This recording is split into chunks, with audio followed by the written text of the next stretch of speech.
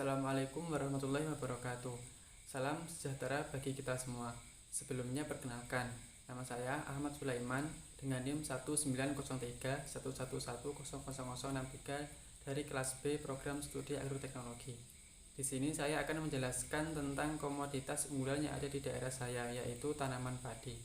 Tanaman padi banyak dibudidayakan di daerah saya, namun terdapat kendala dalam budidaya padi, yaitu adanya hama tikus. Nah, di sini saya akan menjelaskan mengenai pengendalian hama terpadu. Pertama, saya akan menjelaskan apa itu pengendalian hama terpadu atau PHT.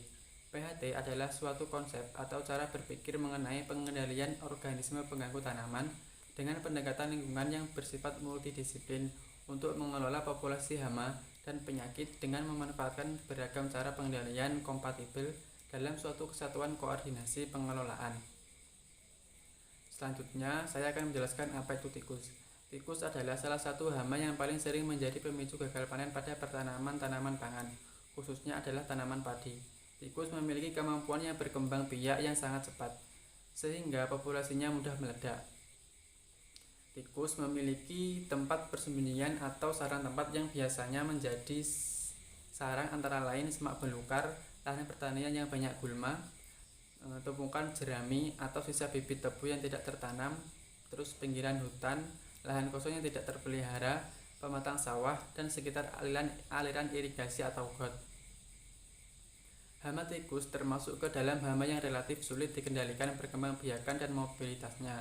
Tikus dapat menyerang komoditas padi dengan sangat cepat serta daya rusak tanaman yang cukup tinggi, yang menyebabkan hama tikus selalu menjadi ancaman bagi pertanaman padi. Oleh karena itu, perlu dilakukan pengendalian hama tikus untuk mengurangi resiko gagal panen yang terjadi akibat serangan hama tikus tersebut. Pengendalian hama tikus haruslah dilakukan sesuai prinsip pengendalian hama terpadu. Kemudian saya akan menjelaskan tentang bagaimana cara pengendalian hama terpadu. Pada prinsip PHT, penggunaan bahan kimiawi seperti pestisida, insektisida, dan lain-lainnya sangat tidak dianjurkan. Untuk membasmi hama sangat tidak disarankan menggunakan bahan kimiawi yang hanya diperbolehkan saat intensitas serangan hama telah mencapai ambang ekonomi atau batas ekonomi. Batas ekonomi yaitu batas di mana serangan hama telah mengakibatkan kerugian secara ekonomi. Penggunaan kimiawi pun harus dibatasi, karena pestisida digunakan hanya untuk menekan populasi hama secara cepat sebelum hama tersebut menimbulkan kerugian ekonomi yang semakin parah.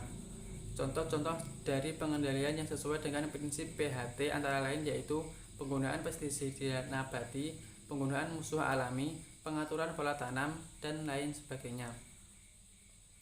Pengendalian yang sesuai dengan PHT yaitu pengendalian yang tidak menimbulkan dampak negatif bagi lingkungan. Kemudian saya selanjutnya akan menjelaskan tentang tahap upaya pengendalian hama tikus. Tahap ini terdapat 6 tahap. Yang pertama yaitu pengamatan atau observasi secara menyeluruh terhadap lahan pertanian yang diserang oleh hama tikus. Kemudian yang kedua yaitu pembuatan peta lahan yang diserang. Ketiga adalah membuat peta intensitas serangan tikus. Yang keempat adalah penyediaan sarana, alat bahan, dan tenaga kerja yang dibutuhkan. Kemudian yang kelima yaitu penentuan cara pengendalian yang tepat sesuai dengan kebutuhan atau pengendalian hama terpadu. Kemudian yang terakhir adalah eksekusi pengendalian serangan hama tikus dengan cara pengendalian yang telah ditentukan pada tahap kelima. Kemudian di sini saya akan menjelaskan macam-macam cara pengendalian hama tikus. Yang pertama adalah TBS atau Trap Barrier System, merupakan pemagaran plastik yang mengelilingi petak persemaian atau sawah yang dilengkapi dengan perangkap bubu pada setiap jarak tertentu. Cara pemasangan trap barrier system ini yang pertama yaitu pilih petak sawah berukuran 20 hingga 50 meter persegi. Kemudian pasang ajir bambu setiap 1 meter bentangan pagar.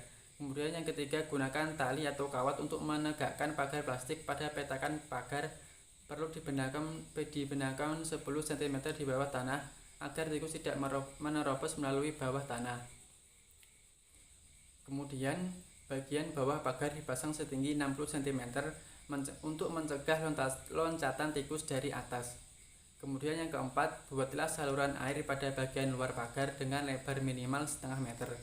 Kemudian yang kelima, pasang sedikit 1-2 perangkap dan masing-masing sisi harus dipasang serapat mungkin agar pagar tidak ada celah yang membuat tikus untuk menerobos keluar pintu perangkap.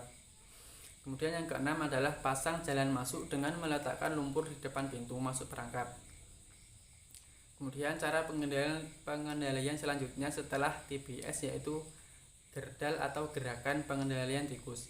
Pengendalian dengan peralatan lengkap berupa pemukul, emposan, jaring dan sebagainya dilakukan oleh sekelompok masyarakat yang terkoordinir dan terencana dalam satu hamparan pertanaman yang luas. Kemudian selanjutnya yaitu pengumpanan, yaitu mengumpan racun tikus dengan rodentisida akut atau antikoagulan yang dicampur gabah atau beras kemudian diletakkan pada lalu lintas tikus. Kemudian selanjutnya adalah pemasangan jaring. Jaring dipasang pada salah satu sisi hamparan sawah, kemudian di sisi lain secara bersama-sama dilakukan penggiringan tikus dan di tepi jaring terdapat beberapa orang yang menunggu dengan alat pemukul. Kemudian selanjutnya adalah penggenangan. Penggenangan lubang-lubang tikus dilakukan pada saat menjelang pembuatan persemaian.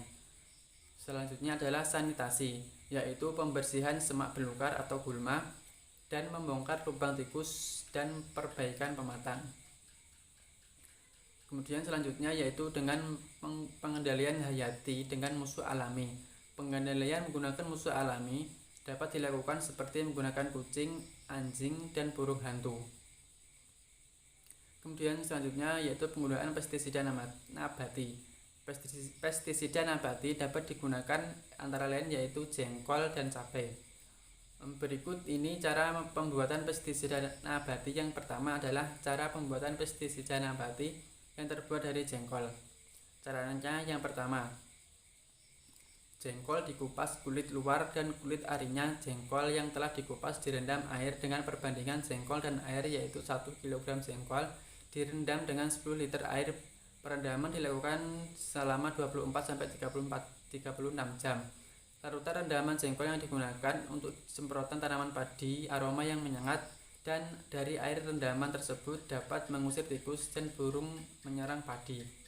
Kemudian selanjutnya yaitu cara pembuatan pestisida nabati yang terbuat dari cabai. Yang pertama yaitu cabai ditumbuk halus, kemudian dilarutkan dalam air sehingga tercampur air cabai. Air cabai dibiarkan selama 24 jam. Setelah 24 jam kemudian disaring air hasil saringan tersebut, kemudian digunakan untuk menyemprot tanaman padi untuk mengusir tikus.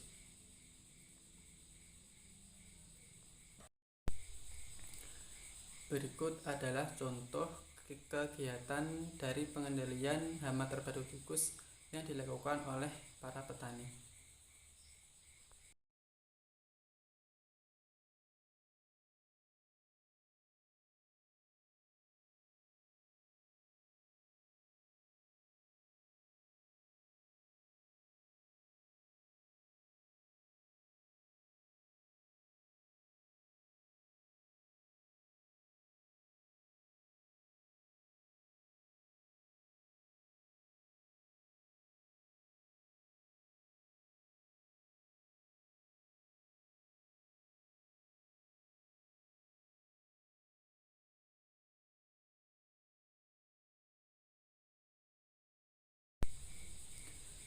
Demikian video penyuluhan tentang pengendalian hama terpadu tikus yang bisa saya sampaikan. Kurang lebihnya mohon maaf. Wassalamualaikum warahmatullahi wabarakatuh.